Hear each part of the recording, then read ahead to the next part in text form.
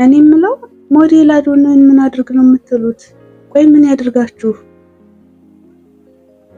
ከምድር እኔ በተረዳውበት መንገድ ግን የተረዳችሁት አይመስለኝም።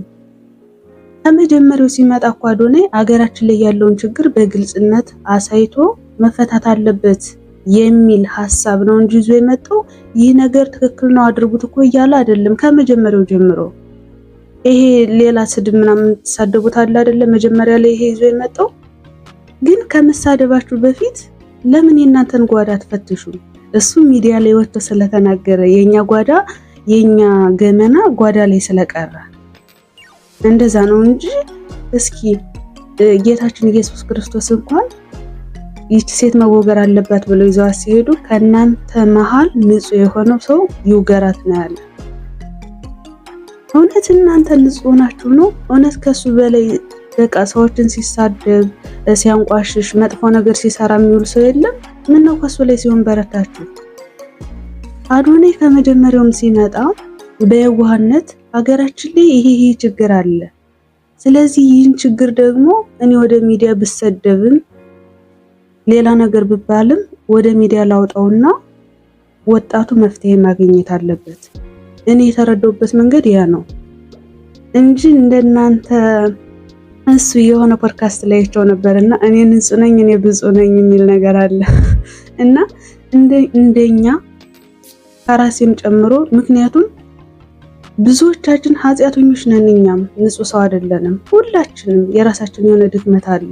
እሱ ሚዲያ ላይ በግልጽነት አውጥቶት ወጣቶች እንዲማሩ መፍትሄ እንዲያገኙ ስላደረገ እንደ ነውረኛ ተቆጠረ። እኛ ግን ቤታችን ዘግተን የኛ ኖር ስላልታየ እኛ ንጹህ ነን። እስኪ አስቡት፣ እስኪ በሱ ቦታ ሆናችሁ ተረዱት። ማለት አሁን መጀመሪያ ይዞት የመጣው ኮንቴንት እሺ እሱም ደብቆ እንደሌሎቹ ይለፍ እና እንደዚህ አይነት ችግር ለሚያጋጥማቸው ወጣቶች ማን ነው የሚያስተምራቸው? እንዴ ተደብቀው እኮ ዝንተ ዓለም ሙሉ መኖራቸው ነው ከዚህ አላስፈላጊ ነገር።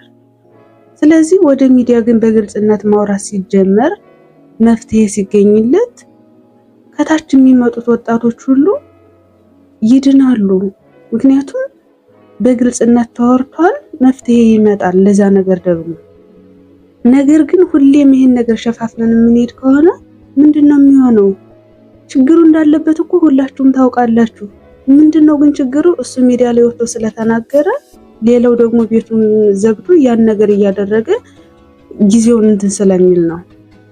ስለዚህ እኔ አዶናይን የተረዳውበት መንገድ ሀገራችን ላይ ይሄ ችግር አለ፣ ነገር ግን እኔ ብሰደብም ብነወርም ሚዲያ ላይ ይዞ ልውጣና መፍትሄ ያገኛል። ይሄ ነው እኔ የተረዳውበት ኮንሴፕት፣ ይሄ ነው ሐሳቡ። ሲቀጥል ደግሞ ምን ሰርቶ ነው የምትሏላችሁ እንዴ? እስኪ ከሱ በፊት የሚሳደቡት ሚዲያ ላይ ስለ ዘር ስለ ሃይማኖት የሚያደርጉትን ሰዎች ይዟቸው። እነሱ ምን ሰርተው ነው ሚዲያ ላይ ያቀረባቸዋቸው? እሱ ብቻ ነው። ሲቀጥል ደግሞ አዶናይ አንድ ስራ ብቻ አይደለም ያለው፣ 2 3 4 ነው። ምክንያቱም አዶናይ ሰርቶ አሳይቷቸዋል እኮ። እንዴት የሰው ልጅ እንዴት ኮንፊደንስ መሆን እንደሚችል ከዛም ባለፈ እስኪ በራሱ ሰውነት ላይ ጨክኖ ምን ያክል ለውጥ እንዳመጣዩት። በወፍረት ምክንያት ስንቶቻችንን ቤታችን ዘግተን የምናለቅስ። እሱ እኮ ያንን ነገር ለወጣቱ እያሳየ ነው። እሱ እኮ የሰው ልጅ ካስተሳሰቡ ጀምሮ እስከ ሰውነት ቅርጹ እኔ በምን አይነት መንገድ ነው የሚገባችሁ? በቃ እያሳየን እኮ ነው። እስኪ ያን የመሰለ ሰውነት ወደዚህ መቀየር እኮ ቀላል አይደለም። በራስ ላይ ጦርነት መክፈት ነው። አንደኛ ይሄን አሳያችሁ ማለት ሰውነትን ማስተካከል እንደሚቻል፣ ሁለተኛው ደግሞ አእምሮ ላይ ሰርቷል።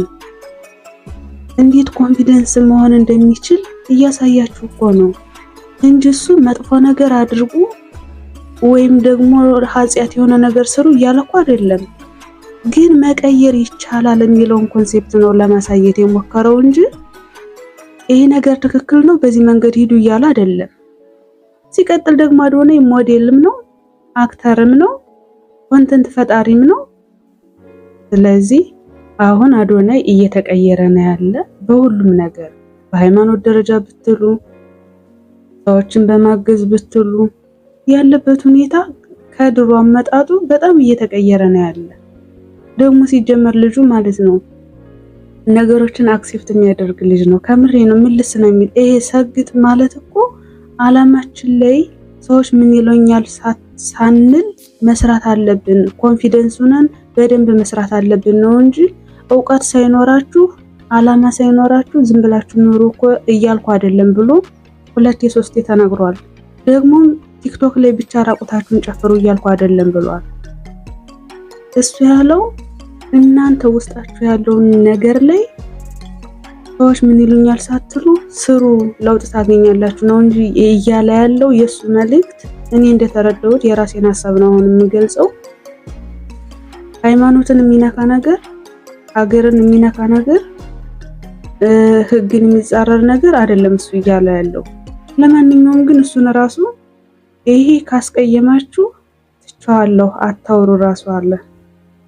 እናንተን አክሴፕት አደረጋችሁ ማለት ነው። ለምን እሱን ለወንጀል ለመዳረግ ተቸኩላላችሁ? እንደዛ ከማድረጋችሁ በፊት የሚሄድበትን መንገድ አሳዩት። እቀበላለሁ እያላችሁ ነው። ስለዚህ ለዛሬ የነበረን ቆይታ ይሄን ይመስላል። በያላችሁበት ሰላምና ፍቅር ከእናንተ ጋር እንዲሆን መልካም ምኞቴ ነው። ባይ ባይ።